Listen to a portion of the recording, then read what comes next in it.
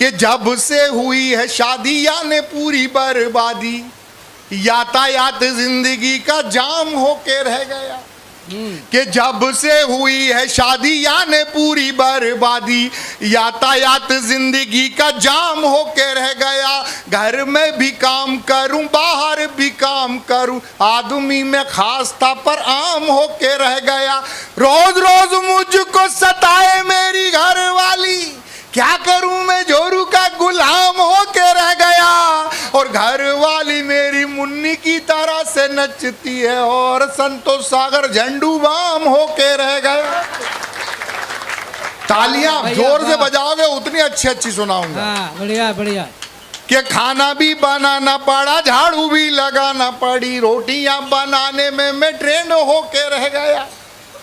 तिवारी जी ये आपके लिए कि खाना भी बनाना, यार बाके बिहारी जी कहाँ हैं? बाके बिहारी लाल के खाना भी बनाना पड़ा, झाड़ू भी लगाना पड़ी, रोटियां बनाने में मैं ट्रेंड होके रह गया। सुबह शाम बजता हूं बिना सुर ताल लिए, अच्छा खासा कवि था मैं बैंड होके रह गया। और पत्नी ने आज मुझे घर से निकाला ऐसे जैसे कोई बाबू सस्पेंड होके रह गया। और शादी वाला शौक बड़ा महंगा पड़ा है हमें, धोबी वाला कुत्ता हस्बैंड होके रह गया।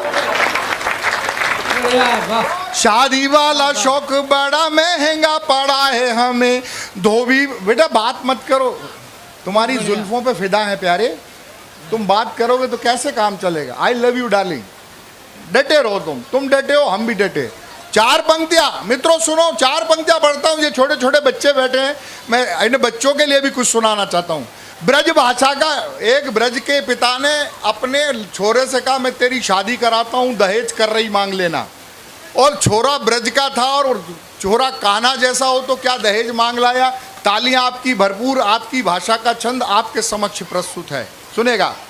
एक बाप अपने बेटा ये सीटी है ना रचना जी के टाइम पे मारे है ना। मेरी शक्ल दिख रही है कि मुझे देख के कोई सीटी बजाएगा?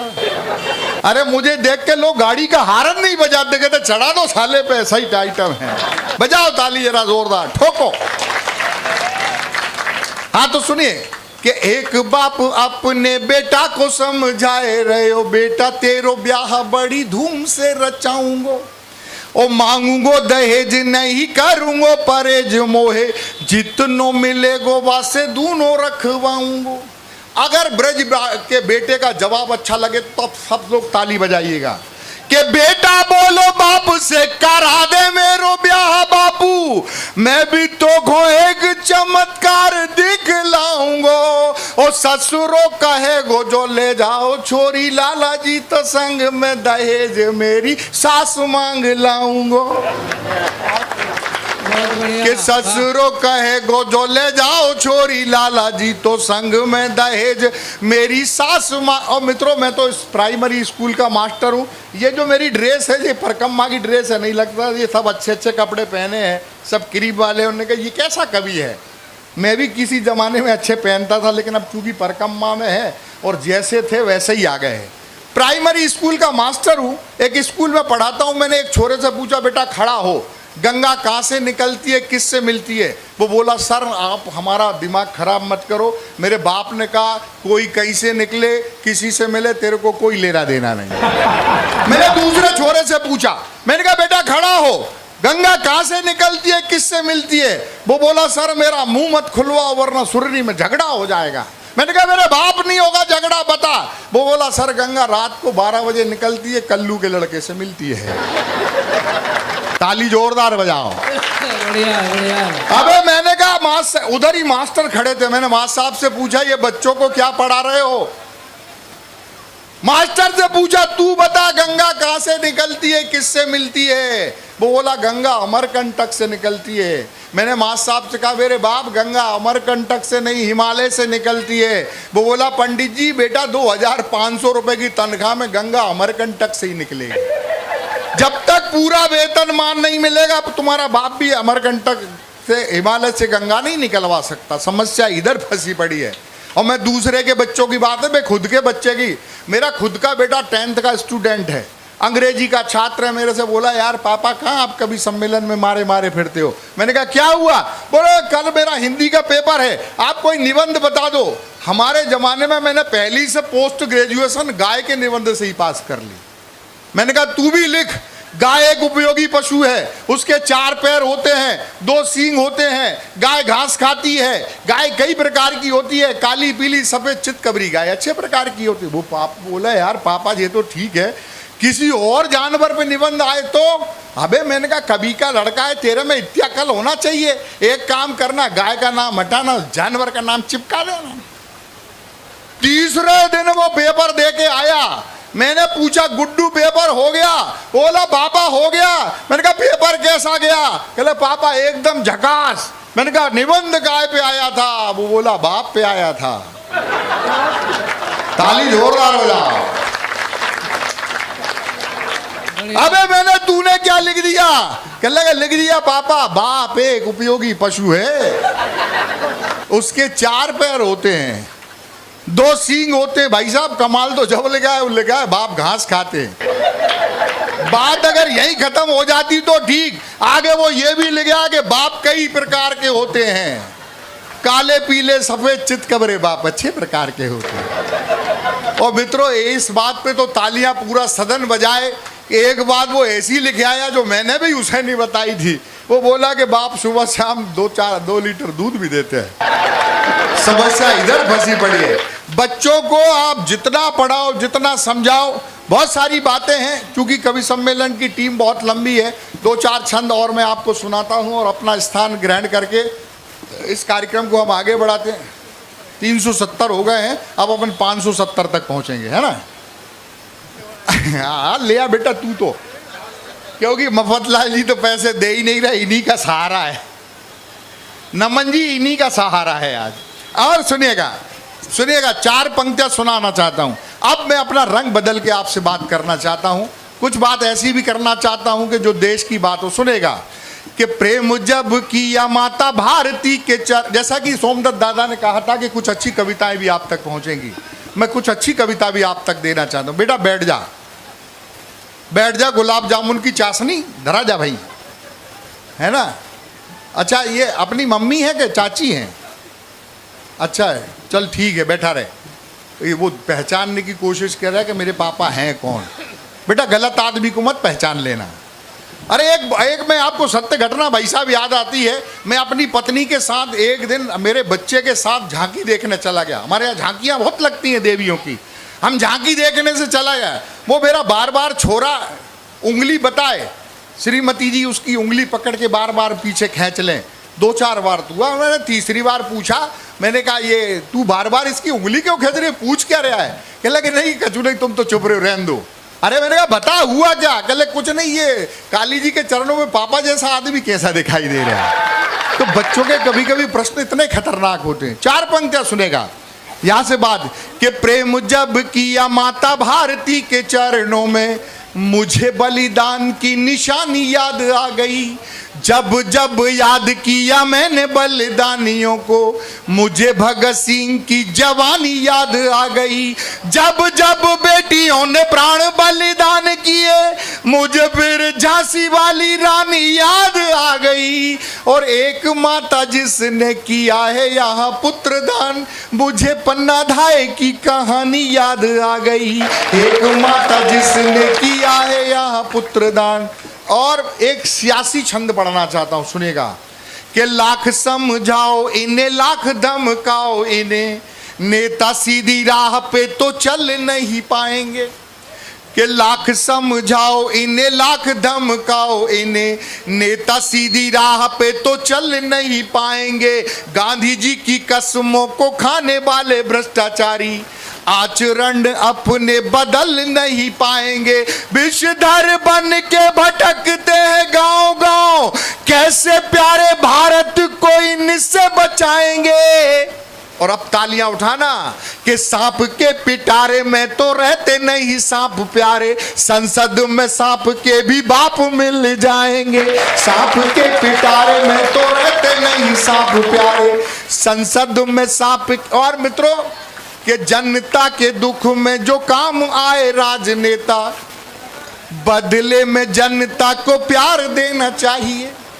बेटा आप बात बस 2-5 मिनट की कि जनता के दुख में जो काम आए राजनेता, बदले में जनता को प्यार देना चाहिए। कुर्सी पे बैठ के जो भूल गया जनता को, कुर्सी से उच्च को उतार देना चाहिए। सत्ता में जो पद पाके भूल गया जनता को, भूल जो हुई उसे सुधार लेना चाहिए। और अपने बुजुर्गों की एक बात मान लेना, सांप और नेता मिले मार देना चाहिए। अपने बुजुर्गों की एक बात मान लेना, सांप और नेता मिले मार। और मित्रों आखिरी 4 पंक्तियां, क्योंकि मेरे फेफड़े भी हो गए, 60 का हो गया और क्या, एक रचना मैं आप तक पहुंचाता हूं। और ऐसी रचना कम मंचों से पढ़ी जाती हैं। मैंने अपनी माँ के साथ जितना भी जीवन गुजारा, 55-60 साल का, ये मेरी कविता पे पानी फेरने पे तुला हुआ है। ये रचना हम लोग इसलिए भी नहीं पढ़ते कि आजकल मंच पर ऐसी अच्छी रचनाएं सुनी नहीं जाती। एक छंद और याद आ गया, वो सुनाता हूँ मैं आपको, फिर इसके बाद वो रचना आप तक पहुँचाता हूँ। आप ये मत समझना कि ये छंद में पढ़ रहा हूँ तो भाजपा का कार्य करता हूँ। हम लेखकों की ये जिम्मेदारी है कि अगर कोई अच्छा काम करता है तो हमारी नैतिक जिम्मेदारी है कि उसको कि बदले में नोटों के जो वोटों को खरीदते थे, आज वो ही लोग तो बवाल करने लगे। बदले में नोटों के जो वोटों को खरीदते थे, आज वो ही लोग तो बवाल करने लगे। चुन चुन के यहाँ पे आतंकी दबाए गए, चुन चुन बकरे हलाल करने लगे। जिनके ईमान कल कोड़ियों में बिकते थे, आज वो ही हमसे सवाल करने लगे। और जिसे लोग चाय बेचने वाला समझते थे, वो नरेंद्र मोदी तो कमाल करने लगे। जिसे लोग चाय बेचने वाला समझते थे, वो नरेंद्र मोदी तो। और मित्रों माँ की एक रचना की 5-7 लाइनें हैं, आप तक पहुंचाता हूं। हम आप लोग माता बहनें बैठी हैं, आप ब्रज की परंपराओं से वाकिफ हैं, जानकार हैं। केवल 10-12 लाइनें हैं, पहुंचाता हूं। मैंने अपनी माँ के साथ कोई बहुत आडंबर बड़ी रचनाएं नहीं लिखी। मैंने मेरी अम्मा के साथ जितना समय गुजारा उनको शब्दों में पिरो दिया। बस यही से बात शुरू करता हूं। सुनो बेटा सुनो, लड़ो मती, घर लड़ लेना। कि कभी कच्चा बनाती थी, कभी पक्का बनाती थी। दादा कभी कच्चा बनाती थी, कभी पक्का बनाती थी, मगर माँ जो बनाती थी बहुत अच्छा बनाती थी। कभी कच्चा बनाती थी, कभी पक्का, कभी कच्चा खाना कभी पक्का खाना, लेकिन माँ के हाथ के खाने का लाजवाब। कभी कच्चा बनाती थी, कभी पक्का बनाती थी, मगर माँ जो बनाती थी बहुत अच्छा बनाती थी। हमने गरीबी के दिन देखे हैं, आज भगवान की कृपा है गाड़ी घोड़े हो गए, लेकिन उन दिनों की बात करता हूँ जिन दिनों हम स्कूल जाया करते थे कि किताबें हाथ में लेकर मैं जब स्कूल जाता था, किताबें हाथ में लेकर मैं जब स्कूल जाता था, पुराने पैंट से अम्मा मेरा बस्ता बनाती थी। किताबें हाथ में लेकर मैं जब स्कूल जाता था, पुराने पैंट से अम्मा मेरा बस्ता बनाती थी। और मित्रों आप लोगों ने जितने लोग यहाँ पर बैठे हैं, मेरा दावा है ऐसा कोई व्यक्ति नहीं है जिसने इस आनंद को न लिया हो जो मैंने लिया है। मैं अपनी नींद में हर रोज जन्नत देख लेता था। मैं अपनी नींद में हर रोज जन्नत देख लेता था जब अपनी बाह से अम्मा मेरा तकिया बनाती थी। मैं अपनी नींद में हर रोज जन्नत देख लेता था जब अपनी बाह से अम्मा मेरा तकिया बनाती थी। और मेरे दादाजी दरवाजे पे आकर खांस देते थे। ये हमारे ब्रज की परंपरा भी है। मेरे दादाजी दरवाजे पे आकर खांस देते थे माँ आंचल सर पे लेके लाज का पर्दा बनाती थी। क्या बात है, वाह। मेरे दादाजी दरवाजे पे आकर खांस देते थे, माँ आंचल सर पे लेके लाज का पर्दा बनाती थी। और मैया यशोदा को याद करे और कन्हैया को याद करे। मेरी इन दो पंक्तियों के साथ पूरा सदन तालियों से मुझे विदा करे। मैं नंगे पांव जब भी खेत की मेड़ों पे चलता था, मैं नंगे पांव जब भी खेत की मेड़ों पे चलता था, तो कांटे बीन कर अम्मा मेरा रास्ता बनाती थी। क्या बात है, अरे वाह। मैं नंगे पांव जब भी खेत की मेड़ों पे चलता था, वाह। तो कांटे बीन कर अम्मा मेरा रास्ता बनाती थी, कभी कच्चा बनाती थी। मेरे आराध्य भगवान कृष्ण के चरणों में 4 पंक्तियां समर्पित करता हूं। आदरणीय दादा सोमदत्त जी के सामने पहली बार काव्य पाठ कर रहा हूं, ये मेरा सौभाग्य है। हिंदी का सबसे छोटा इस मंच का कलमकार हूं। 4 पंक्तियों से बात करता हूं, सुनेगा। कि पूनम की इस रात में शायद रास रचैया मिल जाए, यमुना जी के पावन तट पर नाग नथैया मिल जाए। आओ मिलकर हम सब खोजें मन के इस वृंदावन में, शायद इन गलियों में तुमको कृष्ण कन्हैया मिल जाए, शायद इन गलियों में तुमको कृष्ण कन्हैया। और मित्रों 4 पंक्तियां। कि पूनम की रात आई प्रेम का संदेशा लाई, प्रेम में विवश 8 याम नाचने लगे। क्या बात और है। शेष भी पधारे हैं, महेश भी पधारे यहाँ गोपियों के साथ। माता जी कहाँ जा रही हो? बहन जी बैठ जाओ थोड़ी देर। अच्छा, भगवान की कविता हो रहा है जब तो मत उठो। देखो भगवान की कविता में जो उठता है फिर भगवान उसको उठा लेता है, इसलिए कोई कविता में उठेगा तो उसका जीवन संकट में हो, हमसे मत कहना। कि पूनम की रात आई प्रेम का संदेशा लाई, प्रेम में विवश 8 याम नाचने लगे। शेष भी पधारे हैं, महेश भी पधारे यहाँ गोपियों के साथ सुख धाम नाचने लगे।